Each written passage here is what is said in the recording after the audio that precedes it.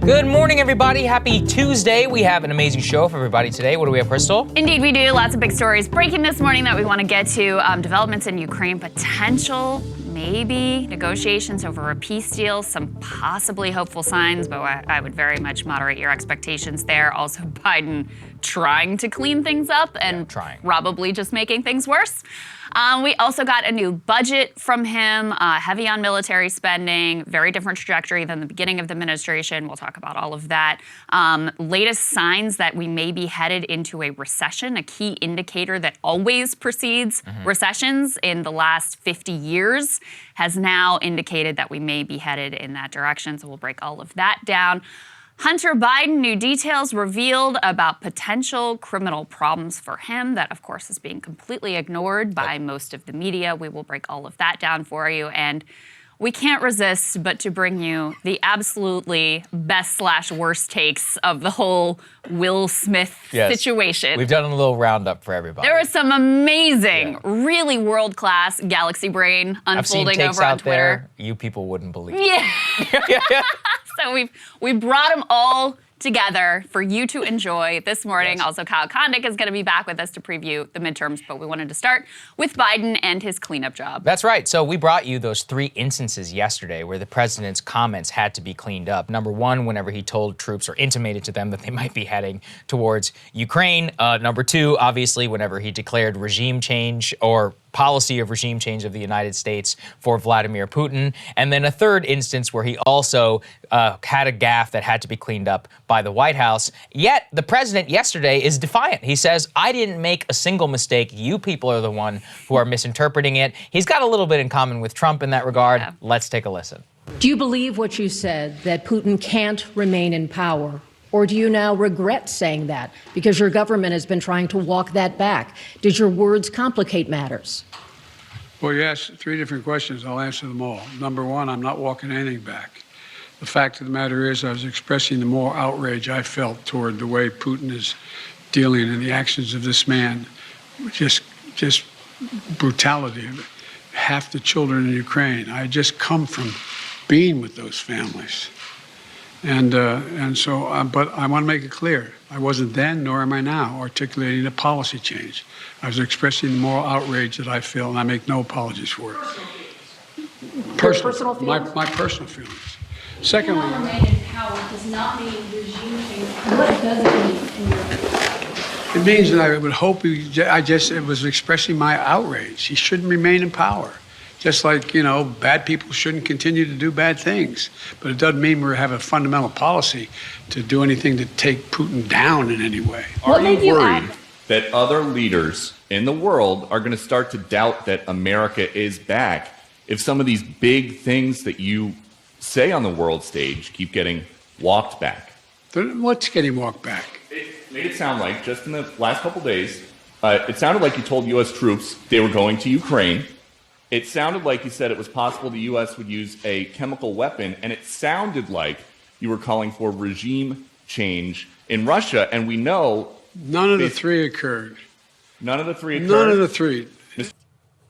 So, yeah, there you could see. None of the 3 were a walkback. There was no problem, even though his administration had to clean up every single one with a clarifying statement after the fact, Krystal. I think that mashup that we just had there is extraordinary because it shows you that this man has no contrition for what he said, that the White House staff are jumping the gun a little bit whenever they try to put out these statements clarifying things for him, and it creates a narrative he clearly doesn't like. He's like, no, I didn't make a mistake. I didn't misspeak whatsoever. I said exactly what I mean. And this is part of the issue. During that conference, he said, I was not changing the policy of the United States. What you say is the policy of the United States. Yeah. When you declare regime change, that means that's the policy of the United States government. We used to have the same problem under Trump. His advisors would say, well, if you look at the underlying policy, it's like, no. That's not how it works. He's the democratically elected one. Whenever he speaks, he is declaring something, part of why what he said yesterday was so catastrophic in terms of its implications for the Russian government itself.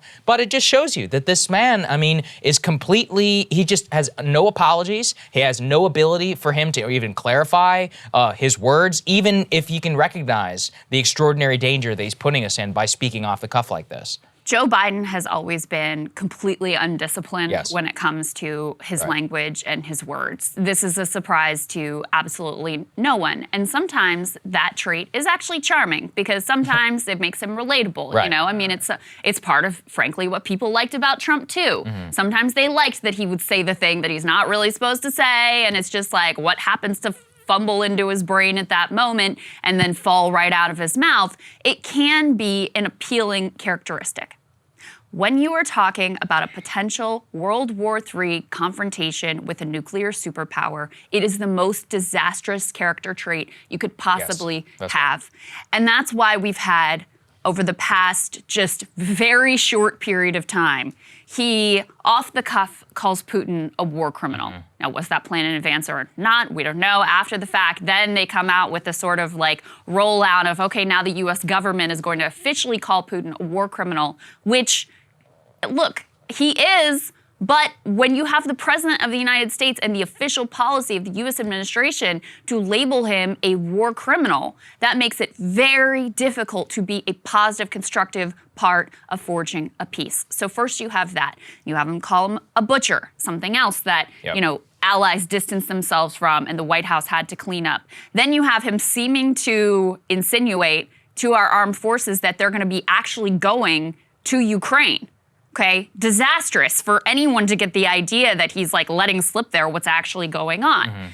And then you, of course, have him ad-libbing this line from his speech that Putin cannot remain in power, validating the worst fears of Putin, effectively pushing him even further into a corner and making the risk of escalation that much greater.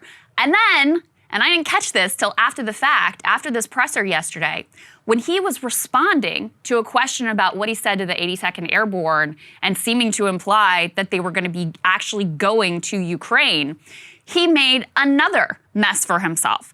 He denied that that was what was going on, that they were actually going to Ukraine, adding, we're talking about helping train the Ukrainian troops that are in Poland. Got it. Well, that hasn't been acknowledged, and that represents, if true, and by the way, he reiterated it when pressed, he said, I was referring to being with and talking with the Ukrainian troops that are in Poland. We have not acknowledged that our troops are training Ukrainian troops in Poland, and if that is in fact true, number one, that is classified, and number two, that is a significant escalation that, again, nobody has been made aware of. So even in his cleanup, he's making another catastrophic mess for him. And I would love to know the answer of whether or not that is actually happening right now. That's a great question as well. I have no doubt that it is happening. But as you said, you know, these things are either classified or they should be briefed to Congress. And we should all maybe have a little bit of a say or understanding about what's happening. And this just comes within the general context of all of the arms that are flowing into Ukraine, the very lack of current oversight and the lack of inquiry currently by the press. This is really what astounds me about Biden, which is that any rational person, anyone, could look at what he said and say, this is a real problem. I mean, some people are trying to excuse it away. We covered all the bloodthirsty neocons in media yesterday saying, oh, actually, regime change is good. I mean, outside of these psychopaths, most people could say this. Yeah, I think Putin should go. I absolutely think that. Do I think that we should bring force to bear in order to accomplish that goal? No, I don't think that. This was exactly the same position that was the elites used in order to gaslight us into war in Iraq. They made it a referendum on Saddam Hussein, not on Saddam Hussein and then removal of Saddam Hussein and all of the 40th order consequences that could come with that. I mean, look at the dissolution of Russian regimes in the past. Doesn't always go so well for the rest of the world. And I think that that is exactly why what he said is so consequential. Even on CNN, I saw an analyst yesterday, her name is Kim Dozier, national security reporter. She's like, look, this is the greatest gift to Kremlin propaganda that could have ever happened. That's right. Everyone can understand that in terms of what the Russian people are hearing domestically, being hammered home that these sanctions are going to come no matter what. They want to overthrow our government. They want to return to the chaos of the 1990s. They refuse in order to back down, and thus the Ukrainian, peacekeeping operation or whatever they call it is what is needed at this time. Again and again, we see this from Biden. He validates the concerns, but worse on a strategic perspective, he's all over the map. He's like, no, we're not going to send any troops, but we are sending these advisors. Also, the policy is regime change, except it's not regime change. I was expecting my moral outrage. And also, the troops are going over there, but they're not going over there. What the hell is happening? Uncertainty in these environments is exactly what causes miscalculation and escalation.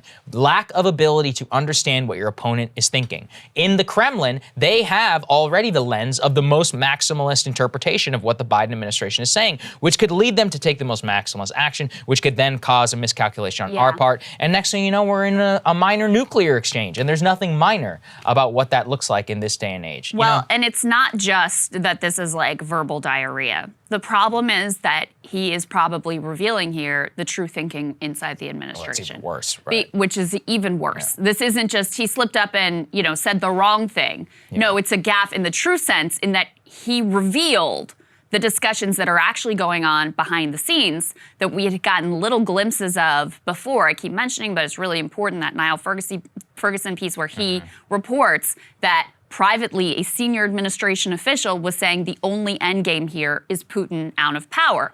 You had Michael O'Hanlon, who's a senior fellow at the Brookings Institution. He said of Biden's comment, what it tells me and worries me is that the top team is not thinking about plausible war termination. Now, I'm not talking about, the type of hot war we had in Iraq where we brought in the tanks and we, using military force to pose Saddam Hussein.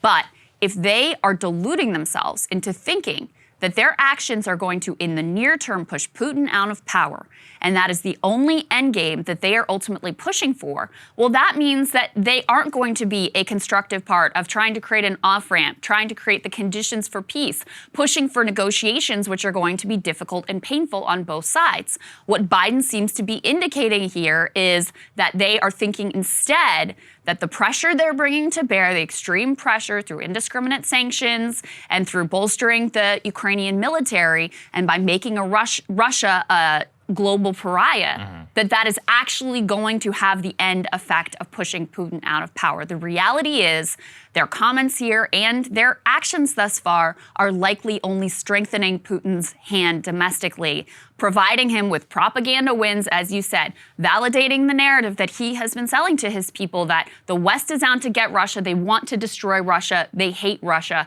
and we are simply providing fuel for that fire. So it's not just that this is a verbal screw-up, it's that the direction and the thinking of the administration that it reveals is a catastrophic direction. Yeah, but not everybody in the press corps was willing to acknowledge it that way. Just look at the way this PBS reporter talks to Biden. You can't even make it up. Let's take a listen.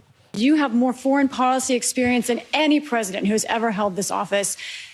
Whether those are your personal feelings or your feelings as president, do you understand why people would believe you, as someone commanding one of the largest nuclear arsenals in the world, saying someone cannot remain in power is a statement of U.S. policy? And also, are you concerned about propaganda use of those remarks by the Russians? No and no. Tell me why. You have so much experience. You are the leader of this country. Because it's ridiculous.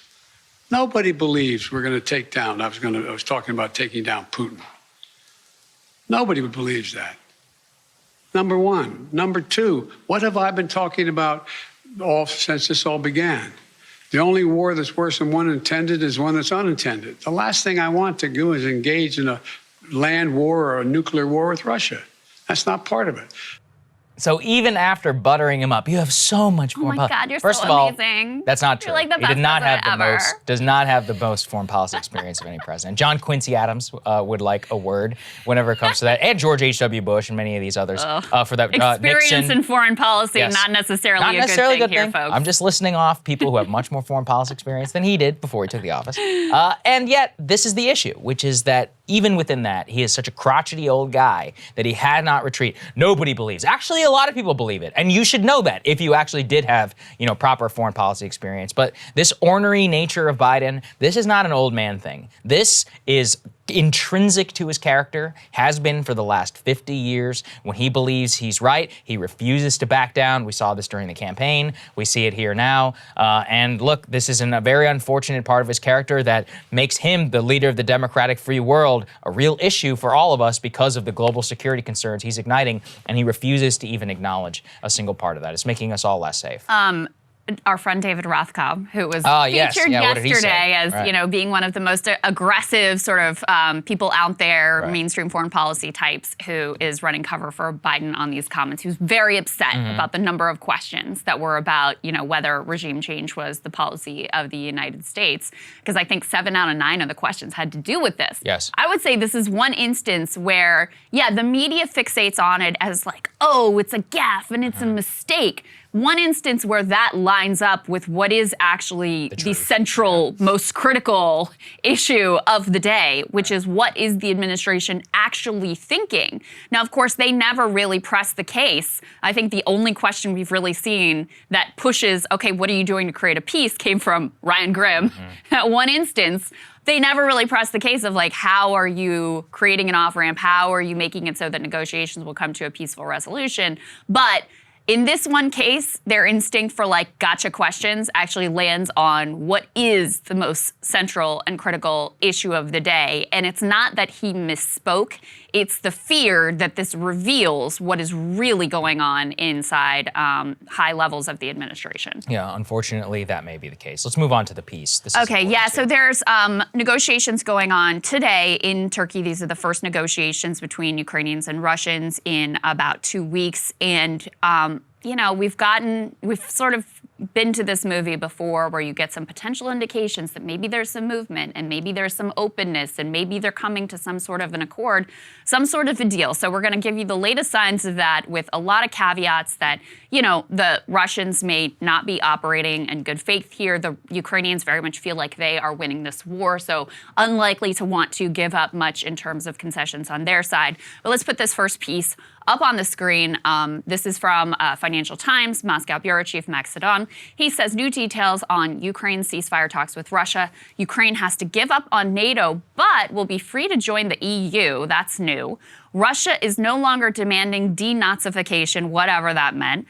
Demilitarization and Russian language are not part of the possible deal either. So reading into the article that is linked to here, they say, as part of the agreement under consideration, Ukraine would refrain from developing nuclear weapons or hosting foreign military bases in addition to abandoning its pursuit of NATO membership. In exchange, Ukraine would get what one of the negotiators called wording close to NATO's Article 5, whereby the alliance's members must come to each other's aid if one is attacked, for security guarantees from countries including Russia, the US, the UK, Canada, France, Germany, China, Italy, Poland, Israel, and Turkey. However, the draft communique under consideration leaves the biggest sticking point, Ukraine's attempts to reclaim territory seized by Russia since 2014, to be settled in a tentative future discussion by Putin and Zelensky. So there's a couple things to note there. Number one, you should always question whether Russia is really engaging in good faith or they're just trying to provide sort of propaganda cover that, of course we want peace, when really they're continuing their war and their military operation. So that always hangs over all of this.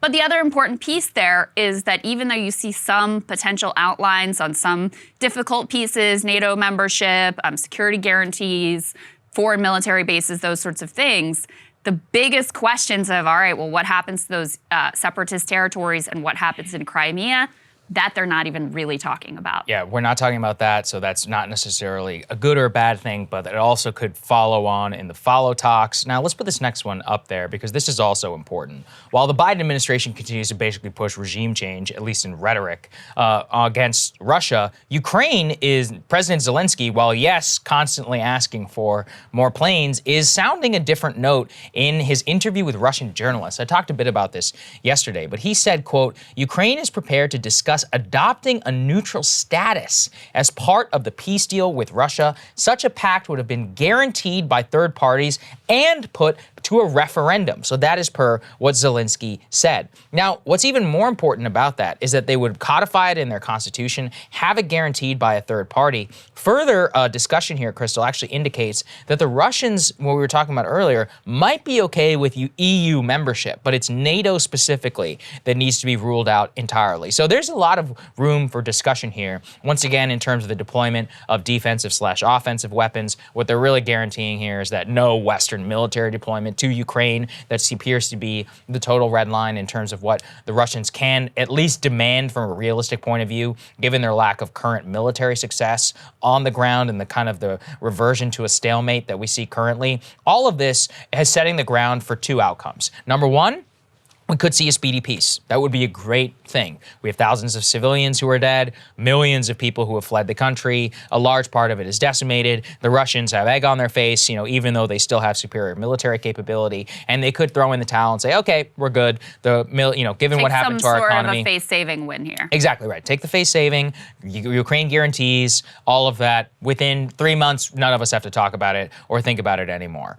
However, the other thing is that this peace talk could break down, and then we see very unfortunate consequence of a humanitarian disaster, hundreds of thousands of civilians who are dead, and really, even more of the gambling for resurrection that you've talked about, and the further stalemate into those things. We should all pray and hope for the former. That doesn't mean, though, that it's likely. There are still demands that the Russians would have to give up in order to see a real negotiation on the part of President Zelensky. Namely, the fact that, A, he can't guarantee demilitarization because, he just had his country invaded, and he has to guarantee his own sovereignty, his ability for his regime in order to stay in power. There's no way that he's going to willingly give that up. So can the Russians really accept that type of outcome? I just don't know the answer to that question. There was another interesting part that Zelensky said, and this was in his speech that he gave on Sunday. So with regards to the neutrality, this is similar to language that he's used before, but he says security guarantees and neutrality, non-nuclear status of our state. We are ready to go for it. This is the most important point. But he also, and this is a quote from the piece, he ruled out trying to recapture all Russian-held territory by force, saying it would lead to a third world war, and said he wanted to reach a compromise over the eastern Donbass region held by Russian-backed forces since 2014. So perhaps in that language, you could see this sort of challenging, tricky, narrow diplomatic path where Ukraine does not recognize those parts of the country as under Russian control, right, nor do they use their military to try to regain control. So you have this sort of tenuous balancing act that we've certainly seen, in other parts of the world where, you have an official recognition by one side, you don't on the other side, you sort of maintain a status quo that at least gets us out of the conflict. I don't know if that could be the direction that they go. And the one other thing that just came out this morning, this is also from Max of the Financial Times, Russia's deputy defense minister is saying Moscow has decided to, quote, fundamentally cut back military activity in the direction of Kyiv and Chernihiv, I don't know how to say that, in order to, quote, increase mutual trust for future negotiations to agree and sign a peace deal with Ukraine.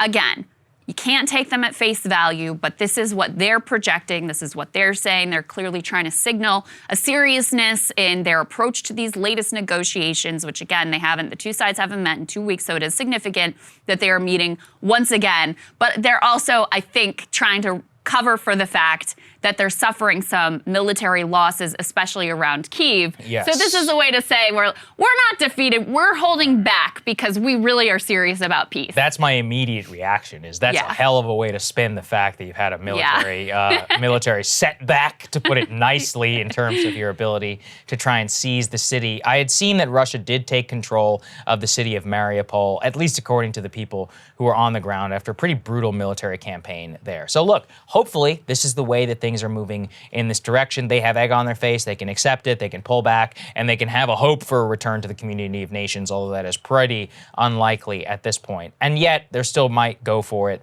in terms of trying to at least have some sort of acceptance and reintegration into the global economy. All of that put together in that Kyiv announcement, I would say is pretty good. That being said, look, we have seen fake outs before. Many times in the history of military conflict, promises of ceasefires, which are actually the harbingers of offensives, of trying to get the offensive or the defensive side to back down a little bit, and then use that as a pretext in order to start even more conflict. So we'll believe it whenever it's signed on the dotted line. And even then, we'll distrust, but we'll verify. So it's still a long, long way to go. Rhetorically, though, it's not a bad thing to see from our perspective. There was one other piece of tantalizing news that we wanted to talk about. Oh, yes, yeah. You've been going deep on this. Yeah, well, I don't know how deep I went, but so I'm skeptical of these reports that came out from the Wall Street Journal. We can go ahead and put this up on the screen. That Roman Abramovich, who is a close Putin ally and has been involved in the peace negotiations, and 3 Ukrainian peace negotiators purportedly suffered from a suspected poisoning. This was based on an investigation from an investigator with the Bellingcat open source collective, which receives funding from the U.S. government. And, you know, sometimes they're correct and sometimes they're not. And the question has been raised whether they, you know, have oftentimes a political agenda in terms of the information that they are putting out. But even by their own admission, they were unable to obtain a, quote, timely sample from this group. It couldn't be arranged in Lviv because they were in a hurry to travel on to Istanbul. The symptoms of this alleged poisoning included, like, they said their skin was peeling and they had issues with their eyesight. So strange symptoms. Okay. And you certainly don't put it past, you know, hardliners in Moscow. They've been known to poison people before. Yeah. So I'm not putting it off the table. I'm just saying that this should be treated with a dose of skepticism because of where the report comes from and also because they were unable to specifically obtain a sample that would prove that this was in fact poisoning. And by the way, even the New York Times in their report about it were kind of skeptical that this was really what was going on. And they quoted someone who said that the symptoms could be consistent with something much more mundane like food poisoning. They all eat the same, serve the same thing at the peace negotiation. They end up with food poisoning. I'll say it'd be weird for food poisoning to cause you to have weird problems with your vision. But anyway, I just wanted to cover it to say I'm a little skeptical of these reports, so take this one with a grain of salt. I'll believe it when I see it. Wouldn't put it past them, though. It's certainly sure, of course. There you go. All right, the other big news from yesterday is President Biden unveiled his budget. Big picture, this is a very different budget than the sort of presentation of what this administration would be when they were hanging the FDR portraits in the office and they had big plans for how they were really going to deal with inequality, deal with climate change, transform sort of the landscape of what life is like for workers.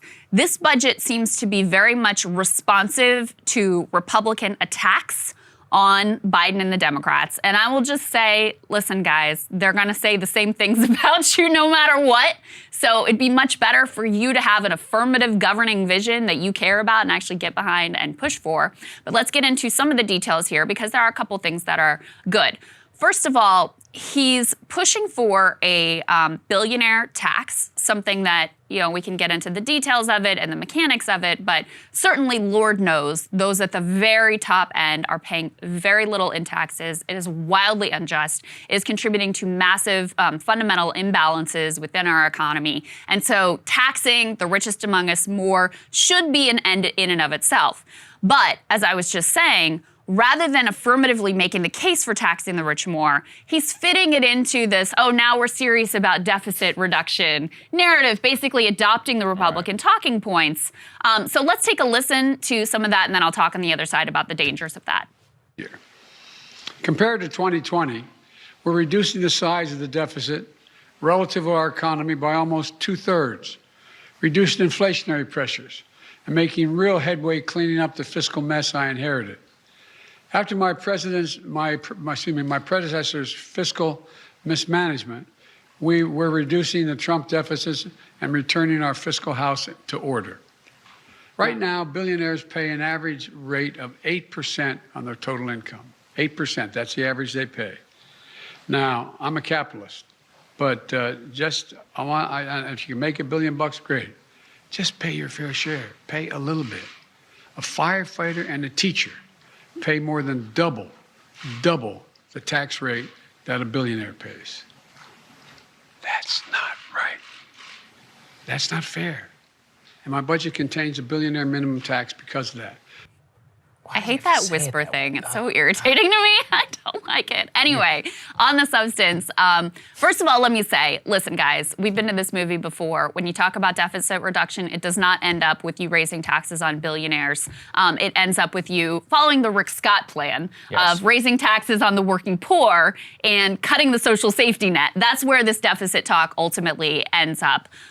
In terms of the details on the billionaire tax, something that is very popular with the American public, and yes, does have the impact of, cutting the deficit, but more importantly, helps to correct what is a fundamental imbalance in our economy. Let's go ahead and put the CNBC tear sheet up on the screen. He's proposing a new 20% minimum billionaire tax. It's called the billionaire minimum income tax, would assess 20% minimum tax rate on all U.S. households worth more than $100 million.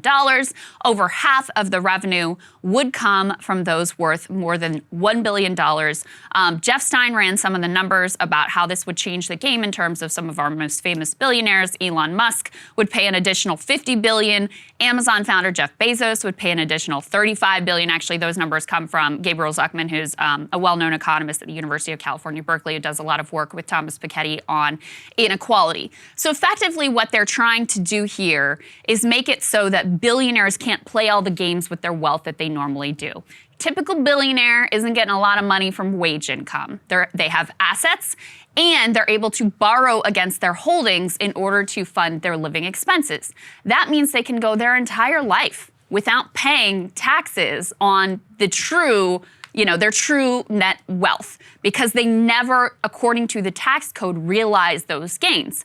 Then there's a provision in the tax code that lets them pass all of that forward to whoever, their kids or whoever, and there's what's called a step-up basis, and then the kids don't pay taxes on it either. So this massive amount of wealth goes completely untaxed. I mean, it never is ultimately taxed, and so this is an attempt to try to really recognize the sources of wealth of billionaires and make the code a little bit more fair. Yeah, I'll say two things on this. First of all, the budget is fake. It doesn't matter. The president's budget has not mattered for many years. How it works is basically during the Obama administration, during sequestration, the president would send his budget. It used to be that there would be a debate and it would pass within some form if the opposite party. They basically said, no, we're going to continue funding the government through continuing resolution. So what the Congress decides is what actually matters. This is purely a messaging tool. I will say this, though. I think that taxing unrealized gains is incredibly stupid. And the reason why is because it doesn't actually correct the problem. The problem, as you said, is that people are taking massive amounts of loans, Musk, Bezos, etc.,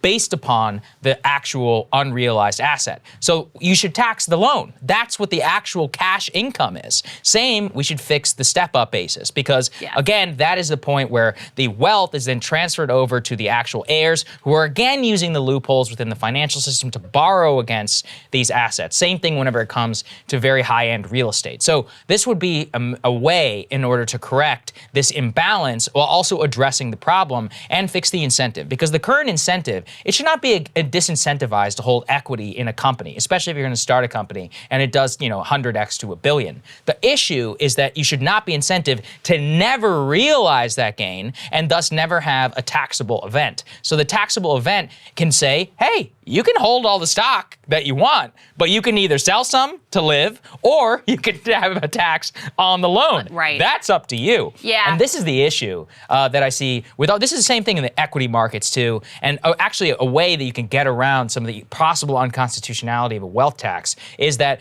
people buy all this art and then they take loans based upon the art. Mm-hmm. People buy all this stuff and then they take loans. And the rich people are always like, well, how are you going to tax it? It's not possible. We don't have to tax it. That's fine. The way that we do it is if you're going to float your lifestyle based upon this piece of art sitting in a Swiss free port, okay, then we're going to have a little bit of a discussion here. It's just, it's an unsophisticated way of trying to solve here's what the I problem. would say. Yeah. I don't feel that we're in a position to be too picky about how we ultimately tax billionaire wealth, because the reality is, as you said, is this going to actually happen? Well, yeah, Probably it's not. not going to happen. So if we were actually at the point where I thought this was going to be reality, I would be more interested in engaging in the specifics. I think you make a great point about how it might be a more elegant solution. We also know what happened when Biden was proposing getting rid of the step-up basis. People like Claire what's that lady's name from Heidi South Dakota? Heidi Heitkamp. Heitkamp. Yeah. She's the one, remember, making up Yes. these completely disingenuous arguments for, this is going to hurt like family farmers. It was like a she invented this scenario of a truck driver who inherits a log cabin that's worth tens of millions of dollars or something. I mean, it's just like the lengths that they will go to keep the step-up basis from being changed are completely insane. And so that got dropped from Build Back Better pretty quickly because of entrenched, moneyed, well-funded interests, both on the Democratic and the Republican side, making sure that it would never, ever come to pass. So in the spirit of thinking of this as like a messaging tool, which I think probably is the best way to think about it, I believe that they are probably thinking more in terms of this is the easiest approach to sell to the country. Because when you start talking about step-up basis, I mean, we've explained it here a number of times, this strategy of buy, borrow, die, and how you can pass your assets forward and then they're never right. But it's complicated, and it leaves the door open for people like Heidi Heitkamp to muddy the waters and make it impossible. Whereas saying, listen, billionaires are going to pay 20% minimum tax. That's what's going to happen. I think it is probably, just on the messaging front, probably more effective. Yeah, it's definitely, I mean, look, maybe. At this point, the other problem with Biden is he's literally so unpopular that everything the guy touches completely dies. Well, and so they don't, that's the other they issue. change messages every week. I mean, literally, like, think about all of the messaging iterations that we've gone through on inflation. You know, there was like, first, they didn't say anything about it. It was just like, oh, it's transitory, it's not a problem, let's not talk about it, the other things. Then it was like, the infrastructure deal is gonna fix inflation, which was always a little bit silly. Although, I mean, if you had a real massive investment in infrastructure and dealing with supply chain issues, that would be a real answer. Then there was a tiny flirtation with talking about monopolies and antitrust and corporate greed. Then they got uncomfortable with that, and now they're just like, it's Putin's fault. So when you can't hold a single, meanwhile, the whole time the Republicans are saying it's Biden's fault, it's Biden's fault, it's Biden's fault.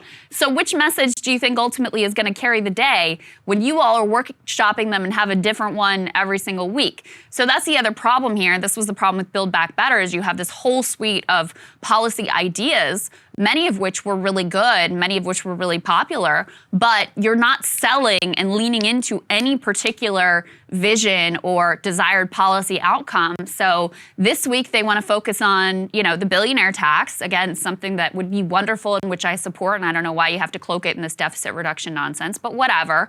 But next week, who knows? Next week, they might be back to talking about climate change. They may just be not talking about domestic policy at all, which is something we've also seen from this administration time and again. That's right. The other part of this budget, now this part is not the wish list. This is the part that will actually happen, is Biden is calling for a massive increase in defense spending. Let's take a listen. Security also means national and international security. This budget provides the resources we need to keep Americans safe, ensuring that our military remains the best prepared, best trained, best equipped military in the world.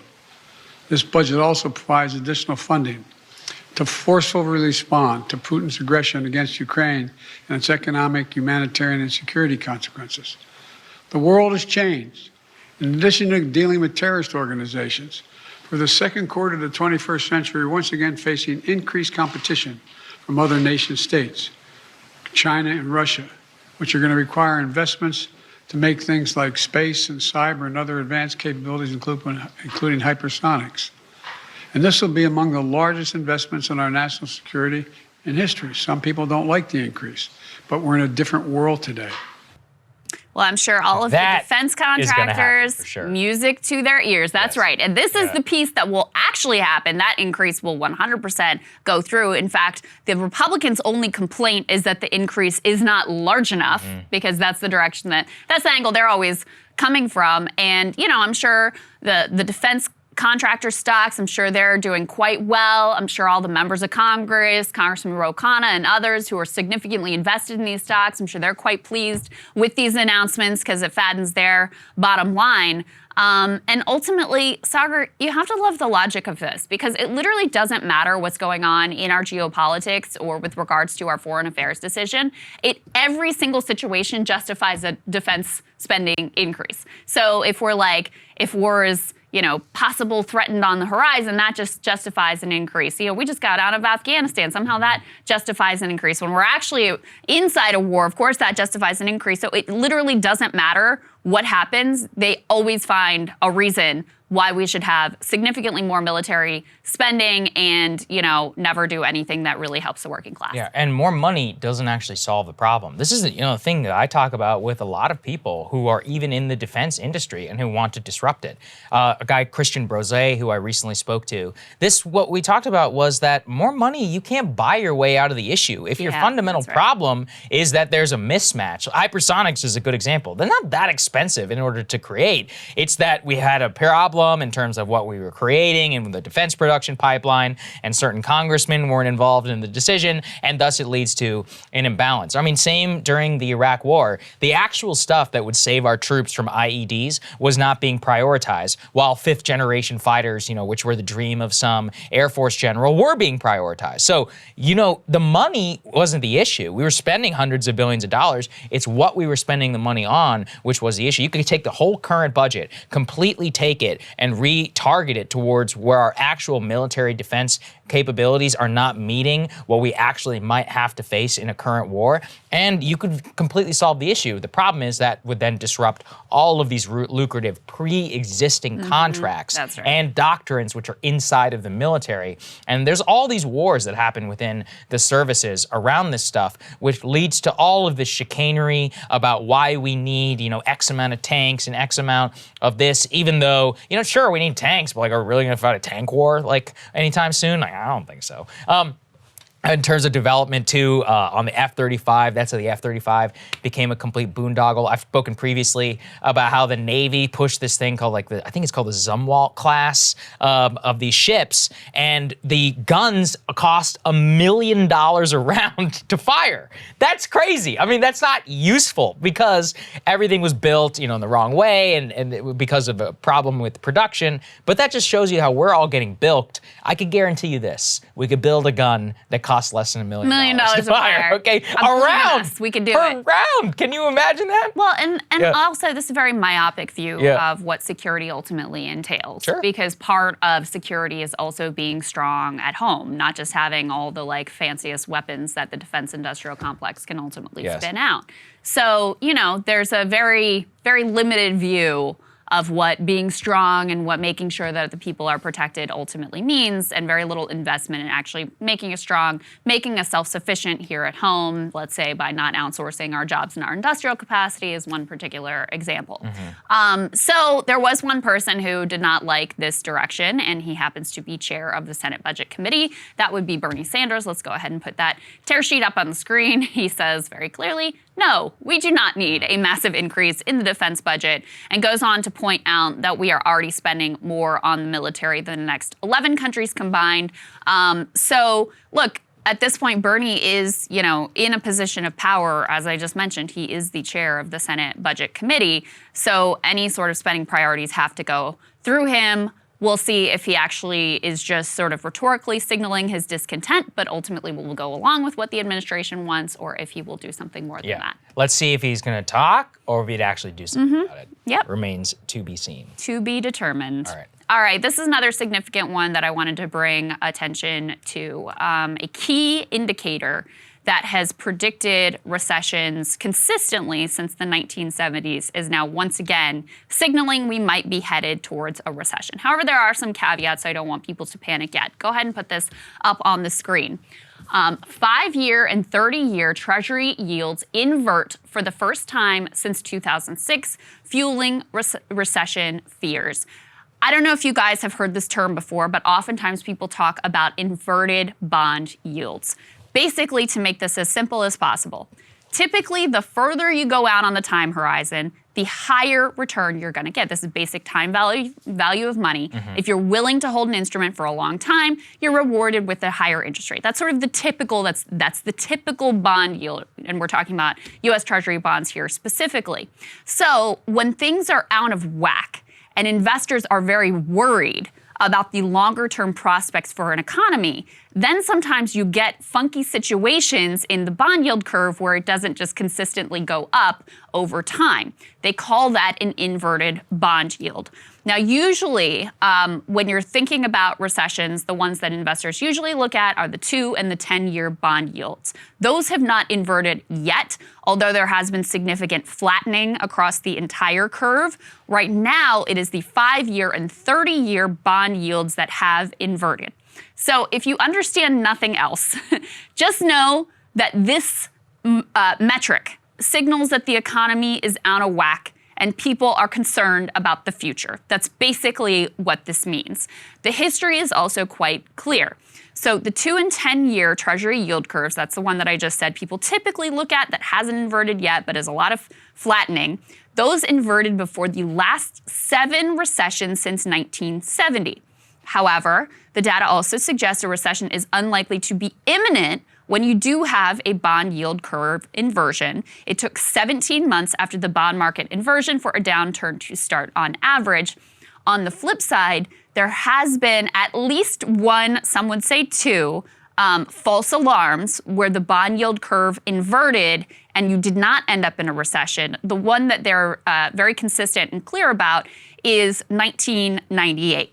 The other caveat that I'll put on this, but that people who are way smarter and understand this way more than I do, we're saying is that it's not clear how much information these bond yields contain anymore because the Fed has gone into the market and is so influential in the market at this point. It's not really a free market anymore. It's effectively sort of rigged. So how much information does this really contain about how investors feel about the future of the economy and, the shape of where we're headed in terms of recession? Hard to say at this point. But again, this is a key metric. It has consistently had predictive power in terms of whether you're going to head into a recession over the next year and a half or so. And right now, it has inverted for the first time since 2006. Right, and I believe the Federal Reserve Chairman, he was pressed on this in Congress. Let's take a listen. Is the leadership at the Fed under you and the Fed prepared to do what it takes to get inflation under control and protect price stability? Well, let me say I knew Paul Volcker. I'm pretty sure I saw him testify in this room many years ago. I think he was one of the great public servants of the era, the greatest economic public servant of the era. And I hope history will record that the answer to your question is yes. So you're prepared to do what it takes without any reservation to protect price stability? Yes. That would be a departure of what you've done. Thank you very much. So this was Fed Chair Jerome Powell getting pressed on how serious he's going to be at getting inflation under control. And why this is relevant is because obviously the Fed, they just announced their first rate increase, and there's worry that they could move too quickly, lift the rates too fast in an effort to get inflation under control and spark a recession. What he's saying there, he's like, oh my God, I love Paul Volcker. He's amazing. He's a hero. He's a role model. Volcker is the sort of storied Fed Reserve chair who aggressively raised rates during the 70s to curb inflation at that point. And so Powell is saying, this is my model. I'm going to do what it takes to get to focus on prices and get inflation under control. And the subtext is, even if it causes a really brutal recession. Because while, at this point everyone says, oh, Volcker did the right thing, it's easy to forget how painful it was at the time. Horrible. Yeah, because when you lift interest rates that dramatic, what you're doing is you're intentionally slowing down the economy.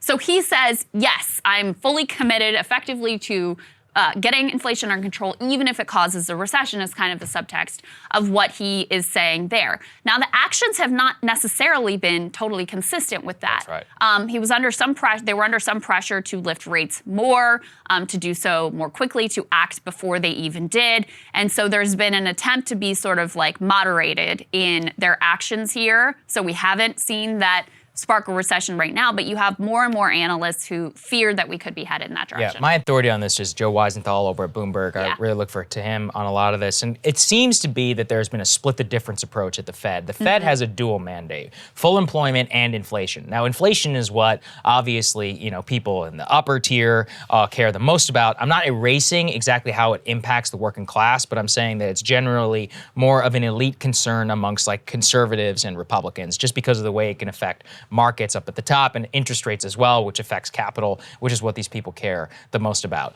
And in terms of what's happening there is that there's an immense amount of pressure in order to do something about inflation. And that becomes then a question of what is the cause of inflation? Is it monetary policy, or is it a supply chain problem and a problem in the downstream economy? Now, your view of those two things, I personally think it's much more the supply chain, will then lead you to whether you have the monetary instrument that you can reach for. Right. The only thing that they can reach for there in order to slow the economy down is increasing the interest rate. So their acceptance and saying they're going to increase the interest rate, at least in part right now and over the course of the next couple of years or so, is very much a bow in that direction, but they're not fully bowing to what the, I guess, the most monetary hawks would like them to do. People And like Richard Shelby there. people like Richard Shelby is the perfect example. He's the chair of the Senate Banking Committee, so that, or I think the ranking member of the Senate Banking Committee, next to be the chair, so obviously he matters a lot.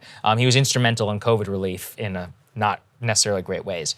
The reason why it matters for you is because if the interest rate goes up and there is a recession cause, which then causes the amount of cheap capital in order to stop flowing around the system, the rich people will suffer in terms of the stock portfolios, but you're the one who's going to lose your job. That's right. And you're the one who's going to see downward pressure, especially on your wages, but even worse, you're going to see it in terms of the supply problems that already exist within the economy whenever it comes to price. So I would just say that this is a real catastrophe. Anytime I see, and I don't mean the Fed changing rates necessarily, I'm just saying the current situation, the arrow is pointing in the wrong direction. I'm doing my monologue today on China and its COVID-0 policy causing even more inflation. The amount of uncertainty right now in the global economy just makes me incredibly, incredibly nervous. It's very like 2007 vibes about what could be happening here. I think that's all well said. And what you're pointing to is that, in an ideal functioning political system, you would have a range of tools available to deal with the type of inflation we're experiencing right now, which does have a lot to do with supply chain issues, with the fact that we had, relief checks hit people's pockets and they weren't able to fully partake in like the service economy, so there's more purchasing of goods. There are some signs that some of those factors are beginning to ease, even as you have other catastrophic situations unfolding that are only exacerbating things. So in an ideal and perfect system, you would have a political system that could actually pass legislation and spend money to deal with the supply chain issue. And I don't mean by just giving people more money. I mean by investing in the infrastructure, expanding port capabilities to try to resolve these supply chain issues. That would be the ideal system. Well, since the political system is so broken, the only tool that's effectively left is this sort of blunt force instrument of the Fed, which, we basically know in no uncertain terms, if they move too fast, it will cause a recession. So that's the terrible landscape that we are faced with right now. And I feel like every week there's another sign that potentially we are headed in that direction, with the bond yield curve inversion here just being the latest one. Yeah, so everybody keep an eye on it. We're going to keep you guys updated. Watch it like a hawk because it affects you so much. Absolutely. Let's move on here to Hunter Biden, the gift that keeps on giving. This guy really is a character. So let's put this latest news up there on the screen. Prosecutors have been advancing a tax probe of Hunter Biden. Grand jury is hearing witnesses in February about past drug use and spending habits of the former president's son. Now, some of these things are truly incredible and are almost out of a movie as to how you would exactly expect a corrupt son of a politician to behave who has deals with foreign oligarchs. It has nothing to do with Ukraine, and it has to do with Kazakhstan in this instance. Let's put this next one up there on the screen. One of the things that they are pointing to is that Hunter, in 2014, bought a Fisker sports car, which he then later traded for a Porsche, using $142,000 transferred to a business account by a Kazakh oligarch, Kengiz Rajikev, who had sought business with Hunter. Now, can you think, Krystal, of anything more cartoonish in the behavior of somebody who is using sketchy dealings? We have a Eastern European oligarch, direct cash transfers, fancy sports cars, through a business account, all in the middle of a tax inquiry. But what this points to is that Hunter has been all over Washington for, 3 decades, using the president's name, or at that time, his father's name, and then the vice president of the United States, in order to do business business. I've seen some of the emails of what he's been doing.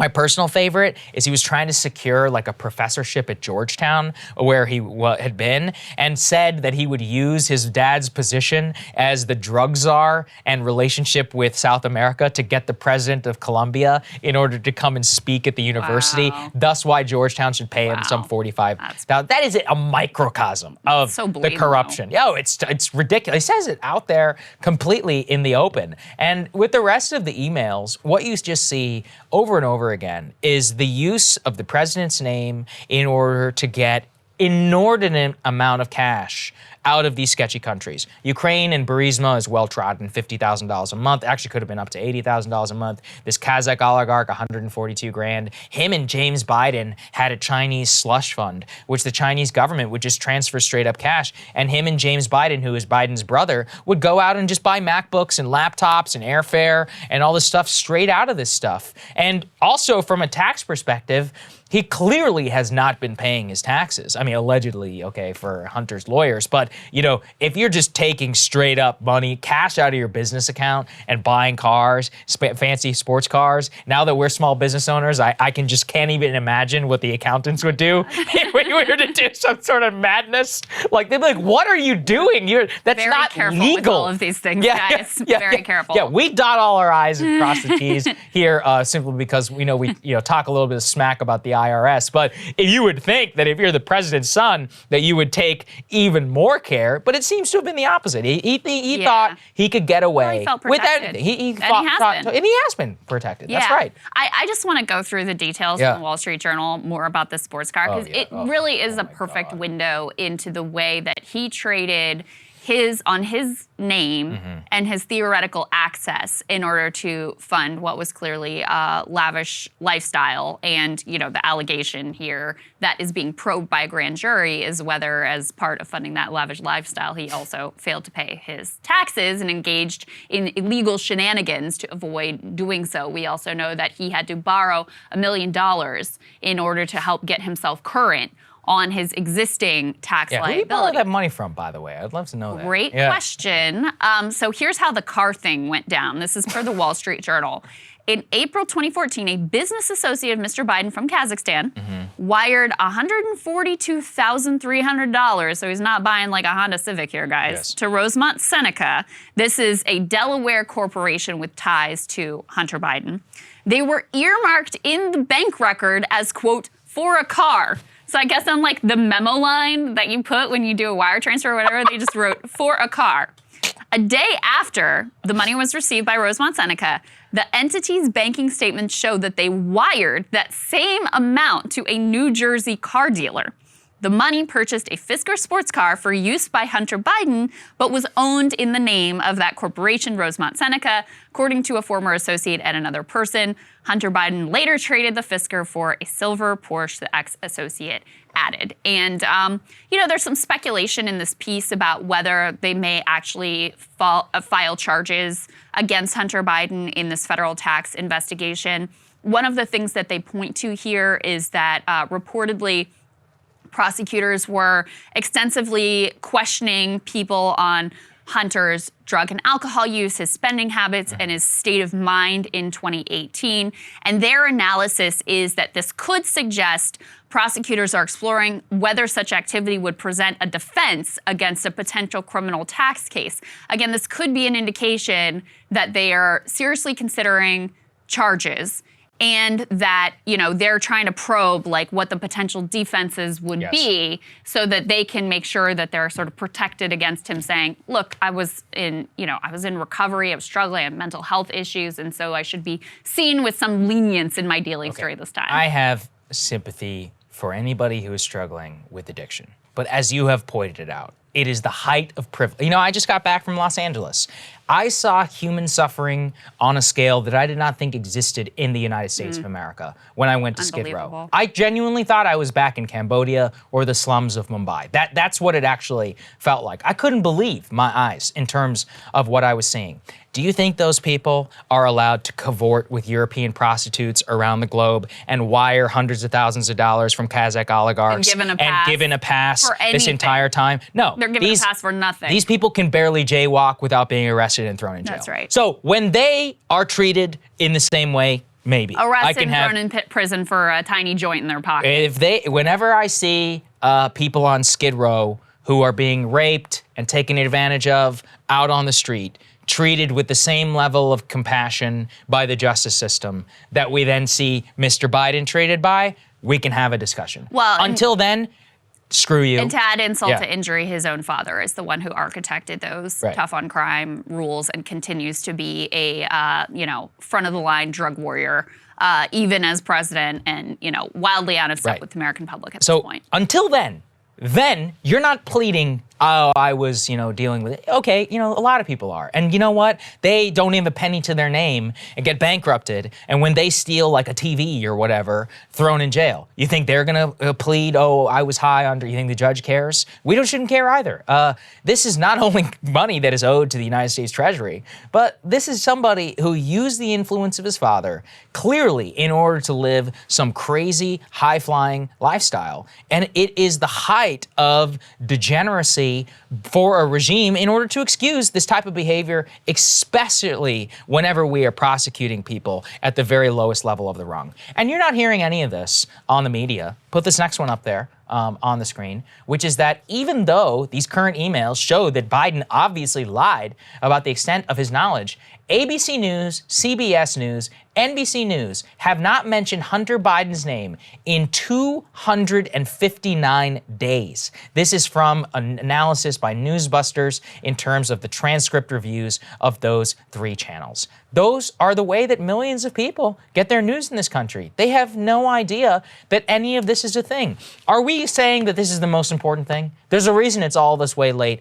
into the show, okay? Biden and Ukraine, obviously more important. The budget, billionaires tax, more important. Fed, also more important. But the president's son having sketchy dealings with foreign oligarchs is a problem. And we said the same thing when Jared Kushner was, begging for Saudi cash after leaving the White House, when Steve Mnuchin was begging for cash, when Ivanka Trump was having dealings with Nordstrom and the Chinese government, when Jared's brother was asking for visas for VIP Chinese and promising them access to the White House. All of that is equally corrupt and spent a decent amount of time on it. Or whenever foreign diplomats stayed at the Trump Hotel here in Washington, D.C. And even Zelensky, by the way.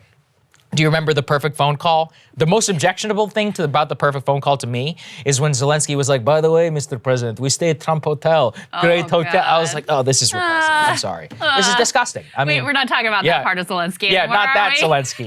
But some of us remember, It's funny, that perfect phone call. I was thinking about that in the A block when we were talking about Biden saying like, I did nothing wrong on these things. It was perfect, right?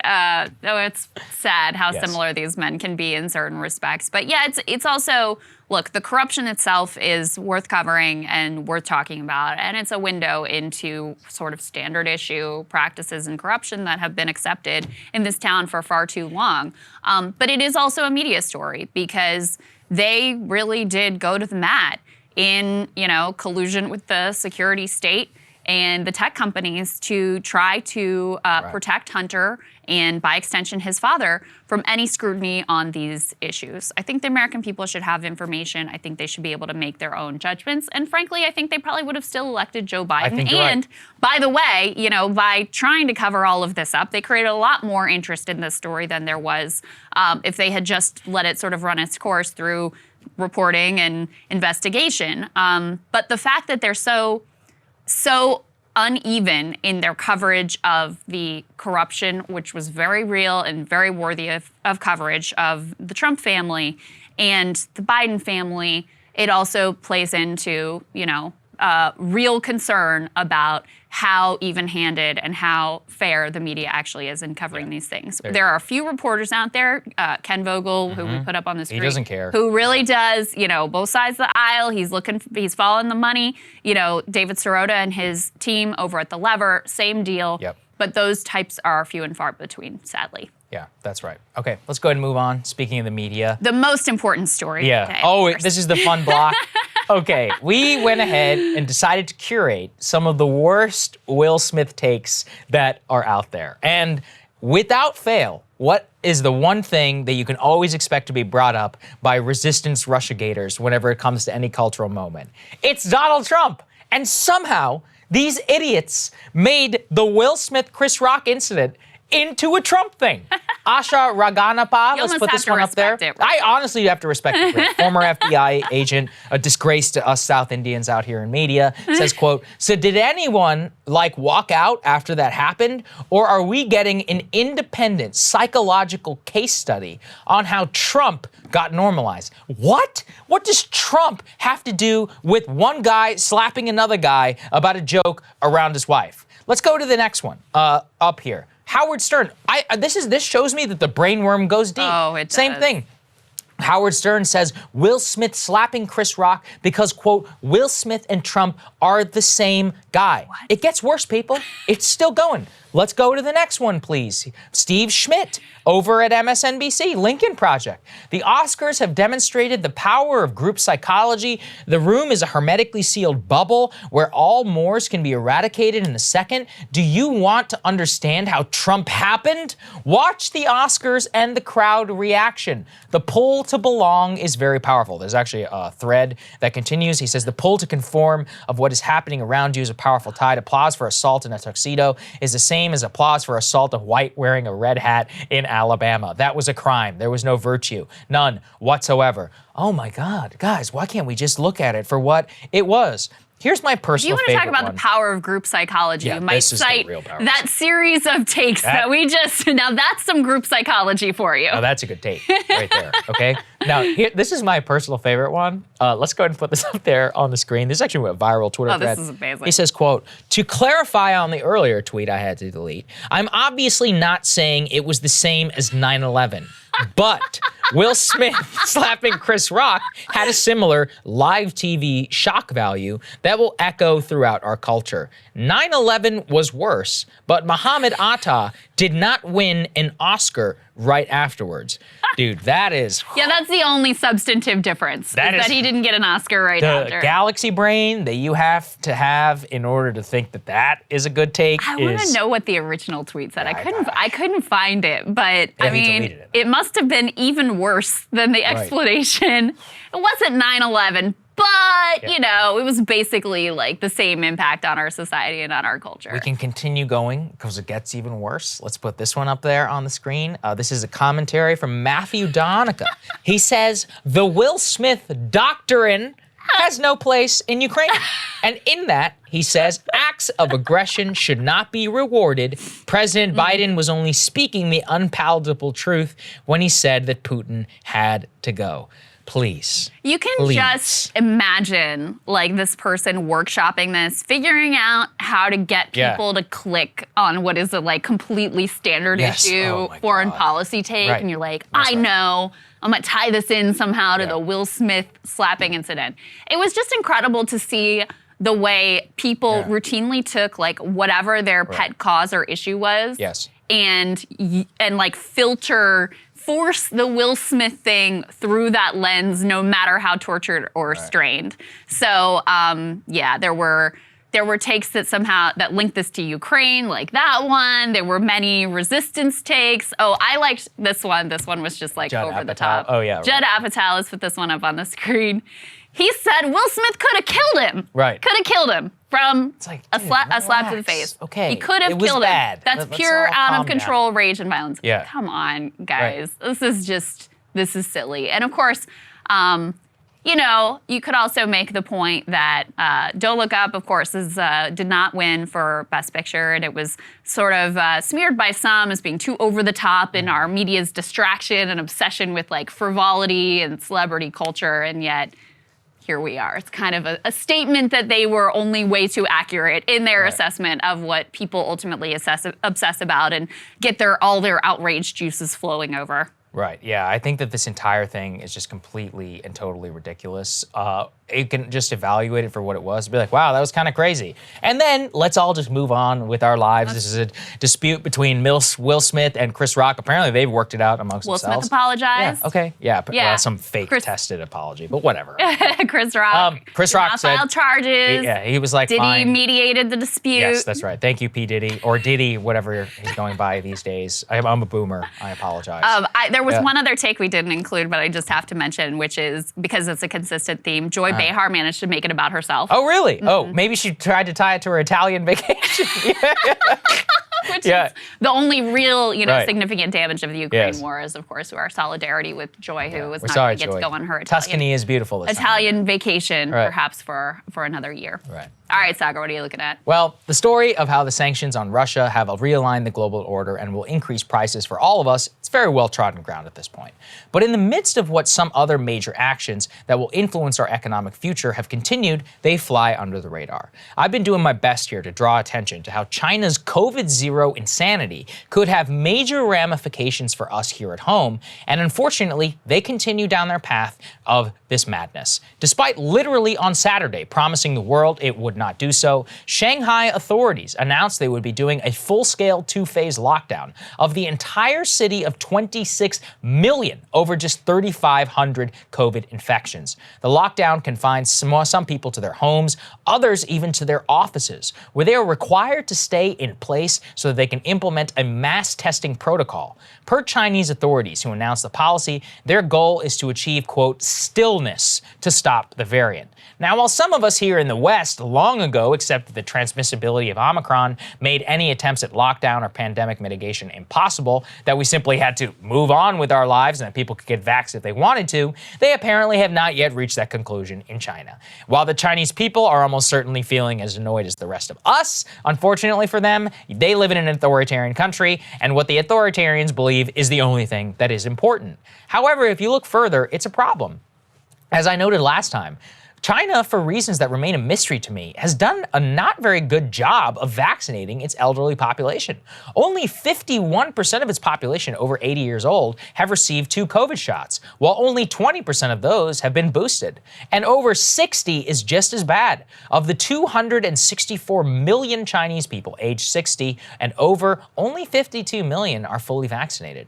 The reason that we in the West don't face the same situation is obviously because we have a very high vaccination rate amongst our elderly population, who of course are the most at risk of this disease.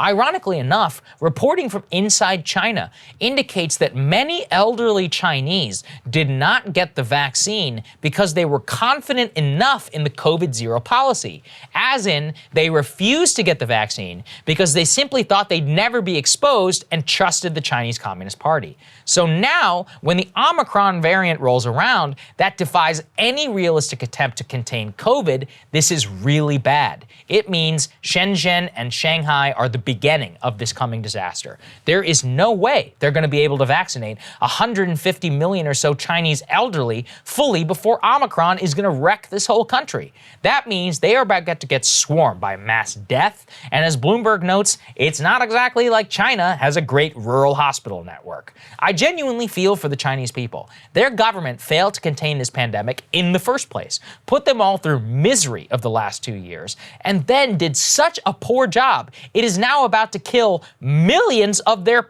own people, and they still have to lock down. Worst of all worlds, 2 years into this thing. But beyond them, this is going to affect us too. As I covered when Shenzhen locked down, these policies are going to have a massive direct effect on the U.S. economy. When Shenzhen shut down, it meant Apple iPhones had to stop at Foxconn. It appears here that could have been the tip of the iceberg, freezing up nearly $300 billion a year alone in exported goods. Shanghai is very similar. Just last year, Shanghai exported $200 billion worth of goods alone, making it the 5th largest in the entire country. Worse for us, what are the top goods that Shanghai exports? Automatic data processing machines, phones for cellular networks, electronic integrated circuits, computer processing equipment. Now tell me, is that important to the global economy? Oh yeah, by the way, they're the only ones that make it at that scale.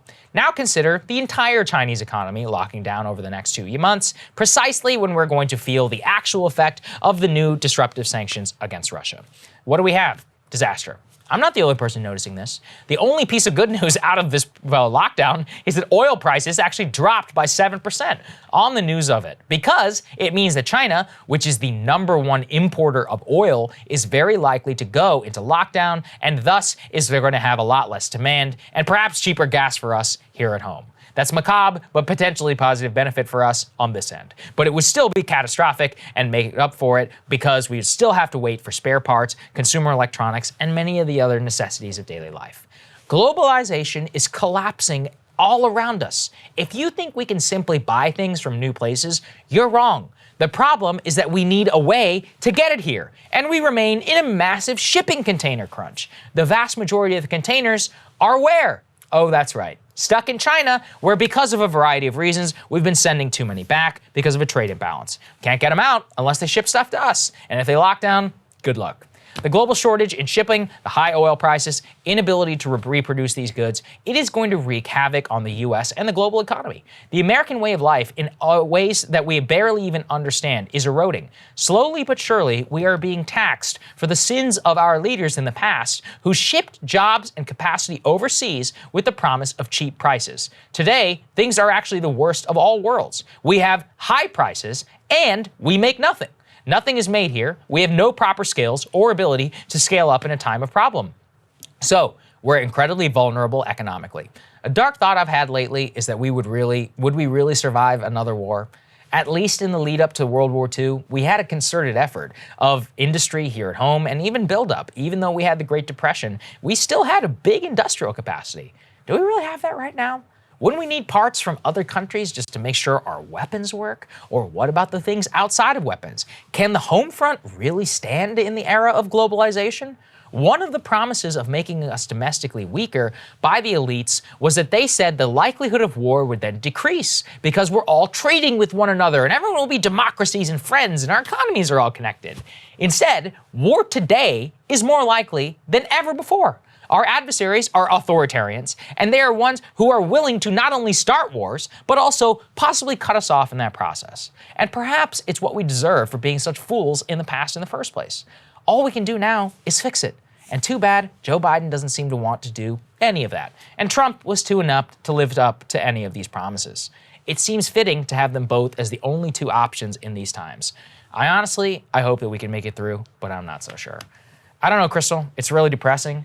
First of all, I actually feel terrible for the Chinese people. I mean, they're about to get wrecked in terms of what I'm reading here. You only get 200 million or so of these people who don't have a single shot in them, and then you have the transmissibility of Omicron, and they have no rural hospital network. They ain't got any monoclonal antibodies or any of that stuff over there either. I mean, we're about to see mass death when it comes to the Chinese elderly population, which of course is it's really sad, actually. And it's a huge failure of the government in order to mishandle expectations. It's so diametrically opposed to the consistent presentation we've had of China as being really super effective in all of their COVID. Well, it was effective before Omicron. Policy, That's it. So the fact that we have done way better in terms of vaccinating our population. It's not even close.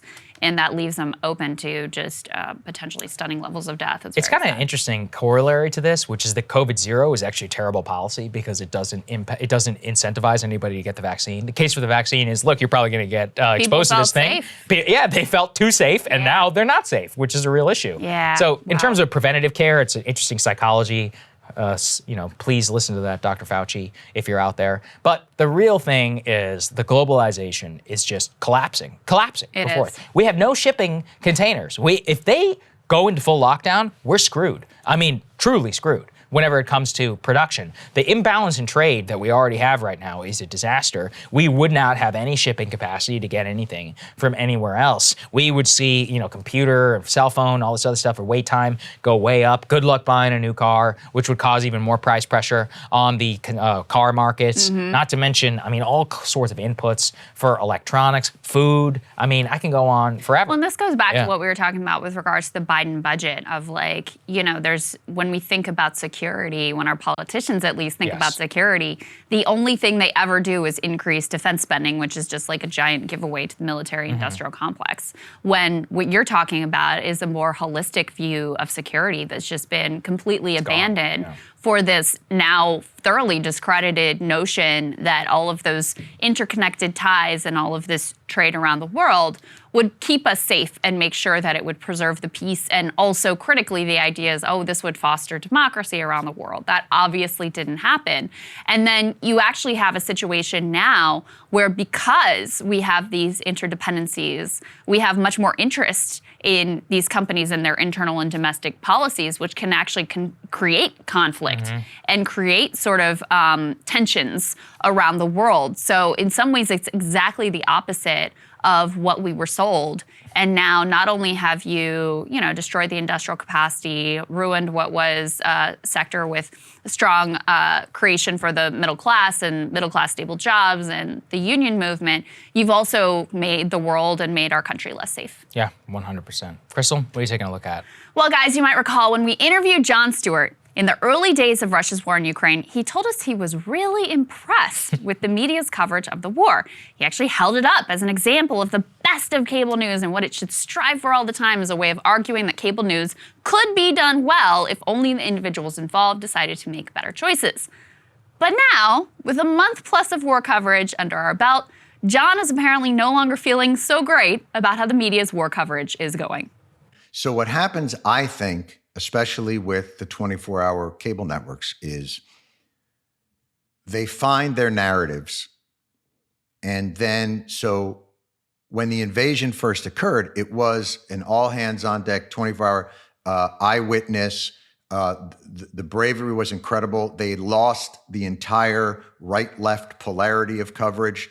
Punditry went out the window. It was just about brave people on the ground and those who were expert in conflict in the studio, and they would have conversations about what was actually happening. But it doesn't take long for mission creep to set in with journalists who then become this is a siege. And a siege is, by its very nature, static. And the carnage is unspeakable. But it is the same, and journalists want movement. They want action. And as you're watching, I looked at that, I think The Intercept sent something out. It was the White House correspondents that are all like, would you bomb them if they touched Poland? How about this? Would you bomb them if they had a drone? Okay. Let's look at it this way. What would it take for you to bomb them? How about bombing them? We have a question for you. Bombs. What about those? That's the part where you realize they're trapped in a business model that creates news as narratives. As it's one thing to tell stories, it's another thing to direct them and to start to try and shape them. And that's what I'm starting to see. Yeah. But here's the thing that's fucked up in my mind. There ain't a lot of questions about peace. Right. There ain't a lot of questions about what would it take to de-escalate this situation? That's exactly right. And how right. could we possibly do that? And are there other conflicts in the world that we've ignored that create this? It's all about the action. And I disagree slightly with the idea that they're dispassionate, because I'll tell you, underneath it all, they know this is where careers are made. They know this is where careers are made, and that is so true. There is a lot to unpack here. First of all, I think he makes a good point about the early days of coverage versus as a story unfolds and partisan lines harden. It actually reminds me somewhat of the early days of COVID, before we had all these weird ideological views of masks and vaccines and certain treatments and lockdowns and the very seriousness of the disease itself. The COVID coverage before that time, in the very earlier days, it actually was better. One might even say useful. Sure, there were still all the same problems of cable news, the limitations of the format, the drive towards sensationalism and outrage, but this was a moment when the sheer level of resources and access probably made the product net beneficial at a time when we were all just trying to figure out what the hell was going on. That phase, though, of course, it did not last long. Now, I don't give cable news quite the same benefit of the doubt when it comes to war coverage, but in general, the point that any initial factual reporting quickly curdles into partisan point scoring is a very good one. Jon then makes an even more important point, which is that media not only wants to support the narratives that are convenient for their team, they also want to create outcomes that are good for their ratings, and that is very dangerous. John believes that this can be changed, that cable news denizens could simply make different choices and create better outcomes. This, sadly, in my opinion, is complete folly. There's a reason the product is what it is. They've got 24 hours to fill. They've got corporate advertisers to attract. They've got politicians to flatter. They've got shareholders to enrich. It's not that most cable news hosts and producers simply don't care at all about the public good. It's just that it's maybe like 19th or 20th on the list of priorities to consider when running their networks. This state of affairs does not have to be depressing, though. In his interviews, John continually asks his guests what can be done to improve the dismal state of media, to make the product worthy of trust. Whether it was Bob Iger of Disney or Margaret Sullivan of The Washington Post, they reluctantly acknowledged some of the problems, but they had absolutely no solutions. And that's because the answers are never going to come from the mainstream profit-driven, corporate-backed media. It's just not possible for them to admit their own failures. But there's a much easier project that we could all sink our teeth into, and that is to make cable news completely irrelevant. These outlets are truly legacy products, relics from a bygone era, attempting with increasing desperation to hold on to their power and purchase with an increasingly distrusting populace. If they were to be stripped of their potency and relegated to the status of the trashy infotainment that they actually are, that would be an insanely positive step forward. Every single time you see stats that say public trust in cable news is at new historic lows, that ought to lift your spirits. Your heart should sing every time you see that ratings at Fox or MSNBC or CNN have fallen off a cliff. In fact, one of the absolute worst things that Trump did to this country was to rescue cable news from the dustbin of history, conferring tremendous ratings and rivers of cash to an industry that should have been allowed to continue its long, slow march to the grave uninterrupted. Because the truth is, the alternatives with actually useful and intelligent information that we would wish for our nation, they really already exist. We act like it's so impossible to create a media system with quality information. But as the Ukraine war has unfolded, I've been able to listen to historians and economists and military analysts in long form, laying out the relevant stakes, the relevant history, considering challenging issues with nuance, going in depth on matters of profound significance. These far more substantive, one might say nutritious products, often find significant audiences and truly do a service in helping us understand the world and gather more clarity about events as they are happening. That should be celebrated, not erased or dismissed. You can, of course, do your part by supporting the independent creators who are doing this kind of work and those journalists who are actually chasing stories that hold power to account. But that is not enough. Cable news, it's got to be destroyed. Because as long as it's playing in the halls of Congress, as long as Ted Cruz, for example, is prepping his SCOTUS confirmation questions based on what is going to get him on Tucker that night, the tired and destructive cable news networks will set the elite agenda. Listen, alternative media isn't perfect. Lord knows there are plenty of charlatans and grifters who are nakedly pursuing a political agenda, committed to dehumanizing their opponents, actively selling onto corporate America. But I will take the breadth and scope and variety of the alternative media ecosystem every single day. Cable news has a stranglehold on elite political discourse, but it requires all of us to maintain its relevance. Let's starve it of oxygen and be part of elevating the truly beneficial media that is being created right now and which also already exists. And I think this is appropriate given that CNN Plus is launching today. Launching today. I know this is something you've Today's been the big day. Very excited about. I'm going to be gathering parenting tips from Anderson Cooper. I was just checking. You can join in on Jake Tapper's book club.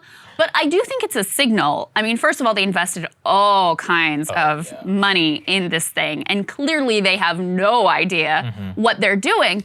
But it's also a signal that they recognize their core business model is under threat. That's right. Now, that is both an opportunity and a danger, because the more that they try to play in our sandbox, the more committed they will be to our destruction. But I do think it is also a signal that they recognize that this thing they've been doing for a long time, it is outdated, it is failing, people are losing trust and interest in it, and so they got to try something different. It's so hard to articulate this because people will say, we'll meet people, we'll be like, so you guys are the future. And we'll be like, yeah, in the long run. But listen, as much as I would like for it to be the case, these people make millions of dollars. They have a big, or billions of dollars. They have a big strategic advantage in terms of capital and of owning the current rails of distribution. Yeah. And they also have a big social footprint. People still understand CNN. That means something to the average person on the street. The biggest challenge is how much purchase they have with elites. Exactly. That's the problem. It's so hard to fix. You go to Capitol Hill, you go in any of these offices, if it's a Republican, Fox News is playing in the background. If it's a Democrat, it's either CNN or MSNBC playing in the background. And so until you change that, because for something to be influential, you have to have the people. So we've got the people, other alternative media creators also have significant people who consume their product. But the problem is having that sort of elite awareness and having it shape opinion at those high levels. And that's the place where you have to basically end and displace and thoroughly humiliate and embarrass cable news in order to change that particular paradigm. Yeah, it's so hard to fix. And people denigrate of the YouTube show. It's like, it's a platform. It's the same. Watching somebody is not the different between YouTube and TV. In fact, this is a lot more intentional. You put us up on the screen, yeah, on your you phone, actually affirmatively you're taking choose. in you're choosing to watch somebody. Yeah. Do you know how powerful that relationship is? And then you consider then that those numbers are higher than the actual cable numbers themselves. You've built yourself something which is more powerful in a lot of ways. There's one other thing to say about that, which is that I think the thinking about these other formats, whether it's podcasts or YouTube or other spaces, has always been, the sort of conventional wisdom has been that it's going to be more shallow, it's going to be shorter attention span. I think it's the polar opposite. And I can say this with experience, having come from the cable news world, and you've certainly done enough cable news to have experienced this as well.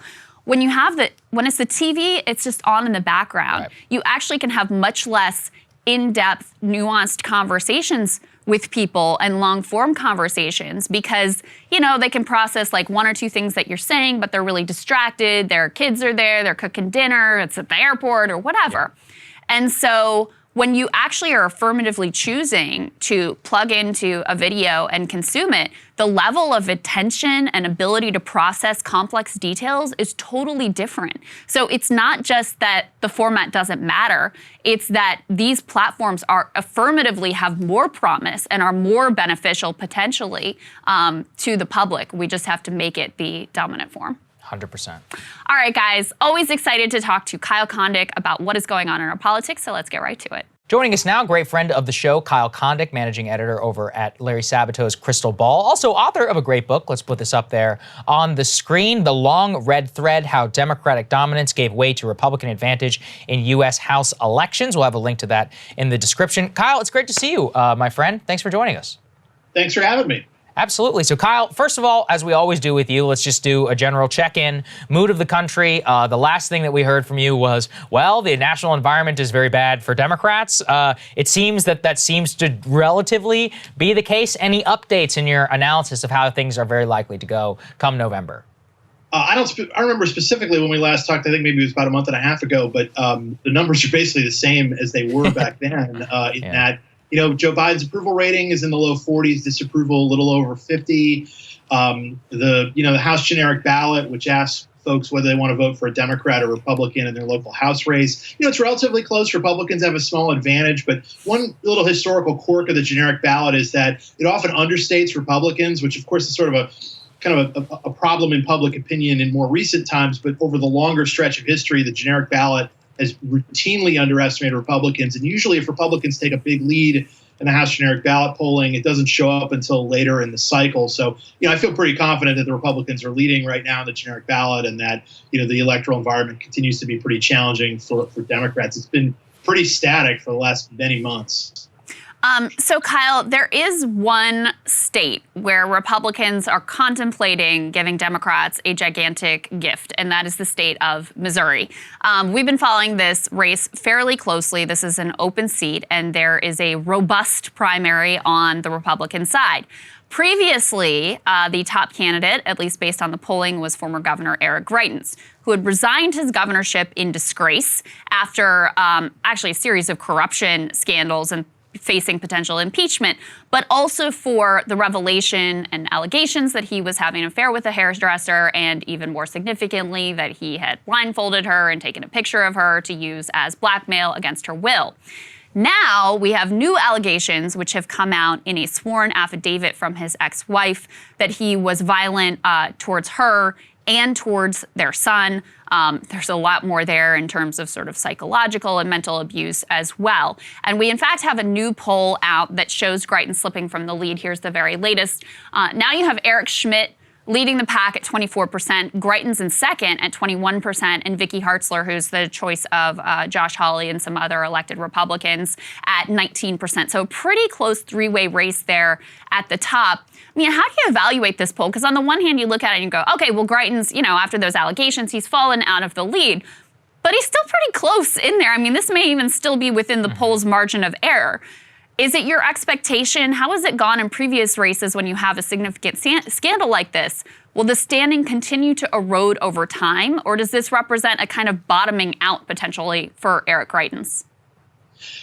I think that if a scandal like this had happened 10, 20 years ago, you'd say, well, Greitens is most certainly finished. Right. And yet I think that I just don't feel comfortable saying that yet at this point, even though there's this accumulation of really, really horrible allegations against Greitens. And, the former President Trump has sort of toyed with the idea of endorsing Greitens. Now, Trump's endorsement is not, the silver bullet for these candidates. I think we've seen that there have been some Trump-endorsed candidates recently who have been who have been struggling, but it does seem to still be considering the possibility of doing that. Look, you have these large multi-candidate fields. Greitens, of course, despite being disgraced, is a former governor, and so he does sort of have a kind of a built-in name identification advantage. And there's no runoff, and so in a big multi-candidate field, you get 25-30% of the vote. That could be enough to win the nomination. I personally still think that if Greitens got nominated, he'd still win the general election, but it would be, a huge headache for national Republicans who probably would have to spend on his behalf because would be such a weaker candidate in the general election compared to other Republicans. And then, of course, if he wins, they'd have to deal with Greitens in their caucus, which would be another headache for Republican Senate leadership. How would you handicap his odds, though? Because there was some polling, even before these latest scandals, that seemed kind of hopeful for some of the Democrats in the race. We've interviewed Lucas Kunz here, who has a good profile. He's a military veteran. He's got a very populist sort of tone and plans for the state and for what he would do in the Senate. So do you think that if Greitens was the nominee, Missouri's a very red state at this point, but do you think Democrats might have a shot at it? I think you'd at least have to keep the door cracked open to the possibility of a Democratic upset if Greitens were the nominee. I wouldn't say that if any of these other candidates were the nominee.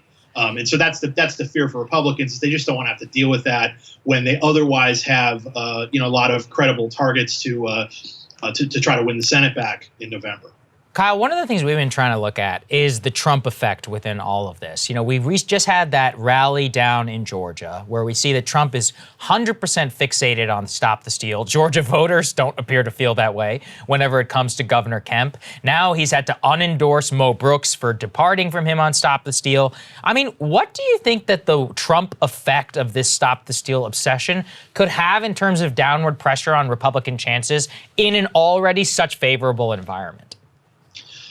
Look, I mean, I think that the former president's fixation on this is probably not helpful in a broader sense. Although, frankly, I do wonder if there can be some sort of kind of perverse advantage about talking about this, because if Republicans writ large sort of feel aggrieved about 2020, maybe that ends up being kind of a motivational tool for turnout in November. Now, it certainly wasn't in the Georgia Senate runoffs, on January 5th, 2021. But then you get later in the election year, 2021, and you see really awesome Republican turnout in places like Virginia and New Jersey. Midterms are often defined by, which side has the sort of enthusiasm advantage. Republicans clearly have that. And again, I wonder if sort of the grievance of 2020 is part of that, even though Trump and his allies have produced really nothing in terms of credible evidence that they really were robbed in 2020. But again, sometimes waving the bloody shirt there can actually have some sort of motivational advantage. Now, it also seems like, though, that Trump's endorsement himself is not necessarily enough to catapult some of these candidates. I mean, he was speaking the other day on behalf of David Perdue, the former senator of Georgia, who's challenging Governor Brian Kemp, who Trump doesn't like in the Republican primary in Georgia. But Kemp seems like he's doing okay so far in that race. And Kemp has otherwise been a pretty loyal conservative Republican, other than not indulging Trump on this. So it seems like there are, some Trump critics in the party who may lose primaries, but Trump just sort of pointing to someone and saying, hey, you got to vote this person out without necessarily other good reasons to vote that person out, maybe that's not necessarily enough in the primary setting. And is that a shift from previously? Because, yeah, we've talked about on this show, we talked about the Kemp-Purdue dynamic in Georgia. Mo Brooks was Trump's candidate in Alabama, and then he's losing, so Trump decides to unendorse him and say, oh, it's because he wasn't sufficiently pro-stop the steal. I believe his candidate in North Carolina is also not faring particularly well at this point. So is that a different dynamic than did Trump's endorsement seem to hold more sway at other times in these primaries? Look, Trump's endorsement record was never perfect. Part of we talk about, potentially bad Republican Senate nominees. A great example of that is Roy Moore, who kicked away a Senate seat in Alabama for a couple of years, a few years ago. And Moore won over a Trump endorsed candidate in that primary, Luther Strange, who was the appointed senator. That's sort of a high-profile example of a Trump endorsee not working out, and I think a lot of other Trump endorsees have worked out. But I think we sometimes look at his record again as being perfect, and it certainly isn't. And he is probably going to take some more losses here in the primary season. I mean, again, he rescinded his endorsement of Mo Brooks, but he did support him, and that didn't allow Brooks to take command of that field. And Trump is also handing out endorsements left and right, or at least he had been. And when you do that, you open yourself up to the possibility of some of those folks not getting over the finish line. It seems likely to be the case in the spring. Yeah. Well, it's been really great talking to you, Kyle, on this, looking at your analysis. I mean, any closing thoughts in terms of how things might change in the future? What would people want to look for if there was going to be some change up in your prognosis of the elections? Again, it's Biden's approval rating. Do we see some sort of level of improvement? Again, I'd say that by and large, we really haven't. He didn't really get much of a bounce from the State of the Union or from, the response to the Russian invasion of Ukraine. I also think that the one way that, Republicans could potentially screw up this political environment, at least in the Senate, is the nomination of weak candidates. And again, Greitens is a good one to watch in Missouri, but there are several others. Yeah, well, it also brings to mind another Missouri candidate from back in the day, Todd Aiken, that right. Democrats actually kind of put their thumb on the scale, ran some ads to try to get him as the nominee. He ends up the nominee, and Claire McCaskill's able to hold on, even though it looked very much like her political doom was sealed at that point. So you just never know. Kyle, it's always great to have your analysis. Thank you, my friend. Great to see you. Good to see you, man. Thank you. Our pleasure. Thank you guys so much for watching. We really appreciate it, as always. It's a fun time in order to try and do the news. We mentioned yesterday about how you have to dance around these Trump comments to make sure your channel doesn't get taken down. Look, you guys are the only ones that we can rely on at this time. Things are really heating up in terms of the censorious environment. We're going to be talking over the weekend about Chris Hedges and what happened to him. This is insane. I mean, the man's entire catalog is removed within a span of minutes, and he's been canceled, from contemporary discourse. Ask yourself if that can happen to a Pulitzer Prize winning journalist. That can happen to any of us. So thank you all for your support. It's what keeps us going, and it gives us the lack of fear in order to produce the news exactly the way that we think it should be. And we thank you all so much for your support and for watching us. Love you guys. Have a wonderful day. We'll have some great content for you tomorrow, and we'll be back with a full show on Thursday. See you then.